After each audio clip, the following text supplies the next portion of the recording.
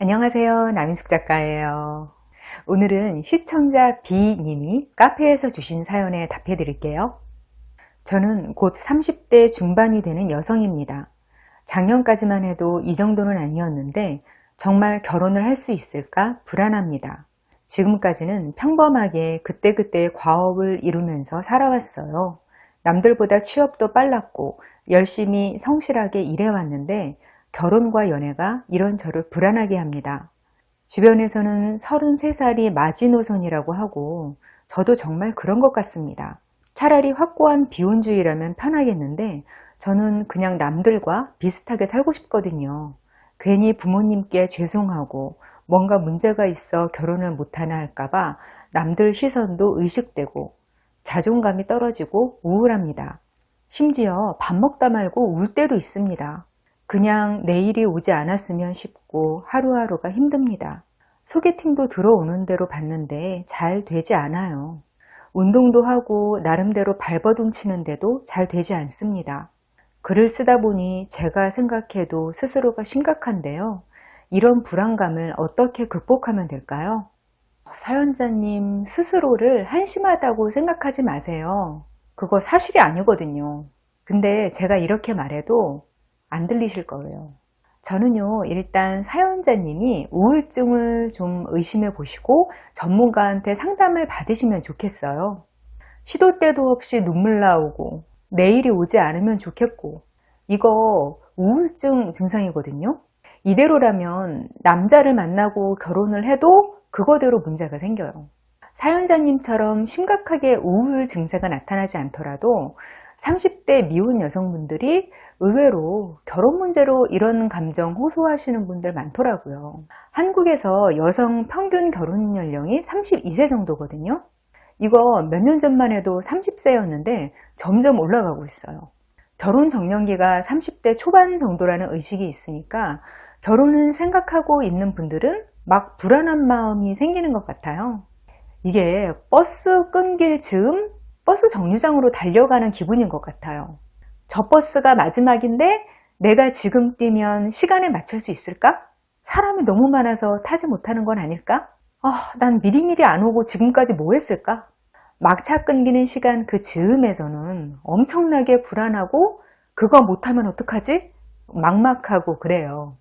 그런데 막상 놓치고 나면 어때요? 진짜 방법이 없나요? 요즘 택시 콜하는 거 잘 돼 있으니까 부를 수도 있고요. 안 잡히면 좀 비싼 옵션으로 선택하면 잡히더라고요. 택시도 여의치 않는 거리면 근처 숙박업소에서 좀 자면 어때요? 그리고 막차 놓쳐도 몇 시간 지나면 또 버스가 계속 와요. 그걸로 끝이 아니라는 말이에요. 막차를 향해 달려갈 때 그 조급한 심정에 너무 사로잡히면 안 돼요. 30대 미혼들이 이런 시기에 할 수 있는 최악의 선택은요, 버스를 놓치는 게 아니에요. 막차 놓칠까봐 겁이 나서 아무 버스나 타는 거예요. 저거 우리 집 가는 버스 아닌데 방향이 비슷한 것 같으니까 일단 타자. 버스에 일단 올라타기만 하면 안심이 될 것 같았는데 그게 아니란 말이에요. 차라리 버스를 놓쳤으면 거기서 해결할 수 있는 방법들이 많은데 버스를 잘못 타버리면 일이 훨씬 더 복잡해져요. 캄캄한 밤에 낯선 곳에 떨어져서 더 막막한 상황이 될 수도 있는 거죠. 의외로 그 불안감 때문에 판단력이 왜곡돼서 30대에 덜컥 그런 선택을 하는 분들이 계세요. 이런 분들이 그 불안감에서 벗어나는 방법들을 오늘 알려드리려고 해요. 먼저 인맥풀을 바꾸세요. 사연자님은 주변에서 33세가 결혼 막차라고 하고 부모님께 괜히 죄송하고 이런 마음이 드신다고 했잖아요.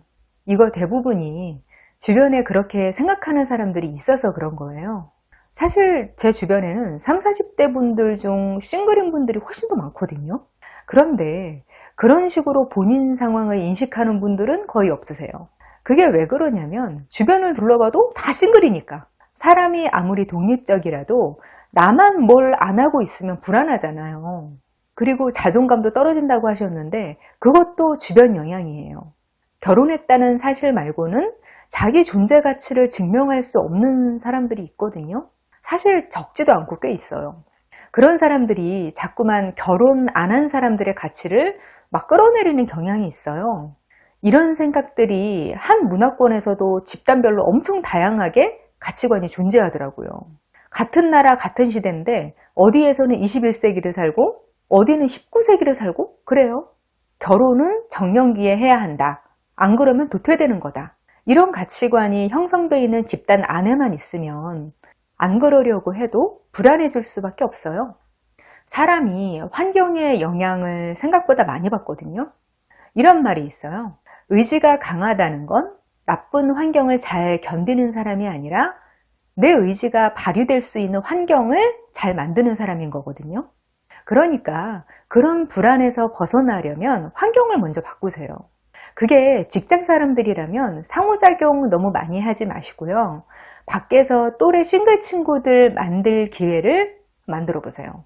요새는 온라인으로 친구 만드는 기회들도 다양하더라고요. 나이 들어서 새로운 인간관계 만드는 거 의미 없다, 피곤하다 이렇게 말씀하시는 분들도 계시지만 사람이 그렇지만은 않아요. 사람이 상호작용을 하지 않으면 되게 무기력해져요. 꼭 특별한 사람하고 깊은 관계를 맺어야만 의미 있는 게 아니에요. 관계에 기대를 하지 않으면 스트레스도 그렇게까지 크지 않고요.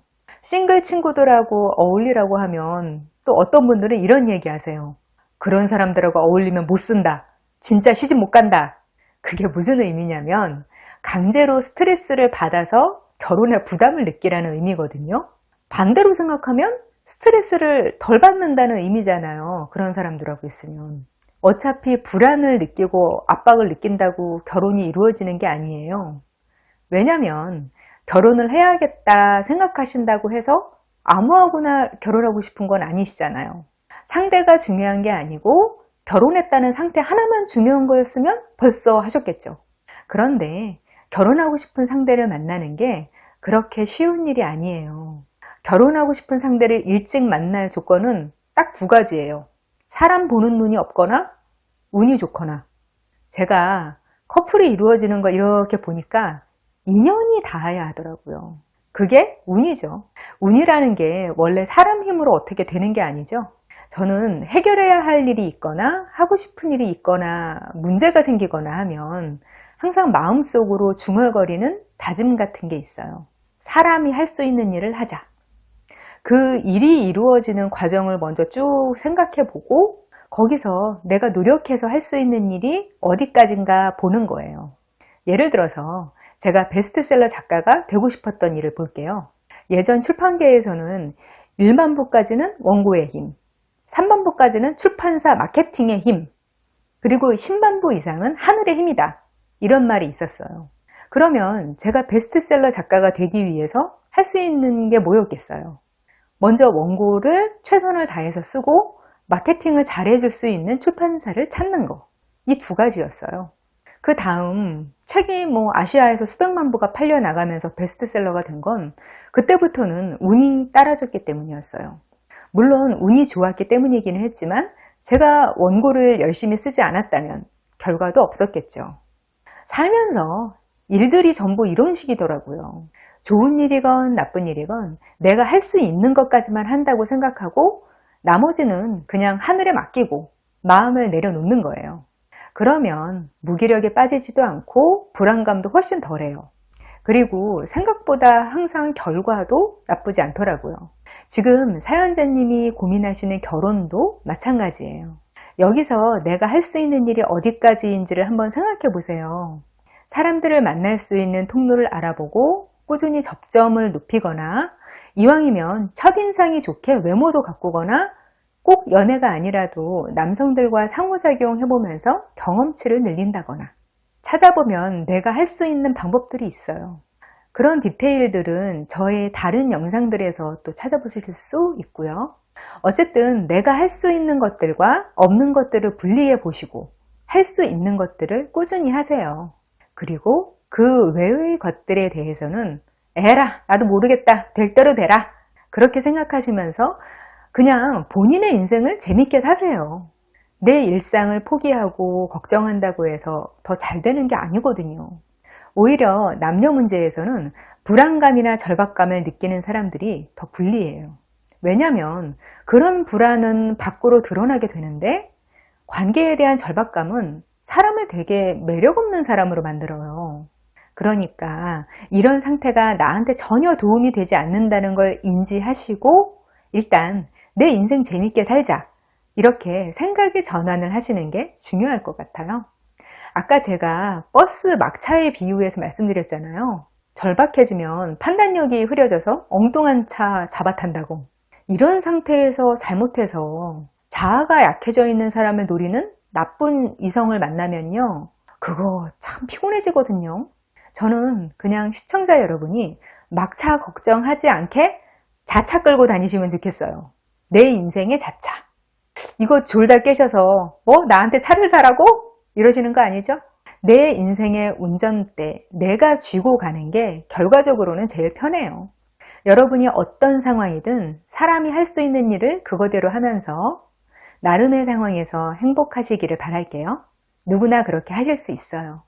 저와 소통하고 싶으시면 네이버 카페로 오세요. 다음 시간에 만나요. 안녕.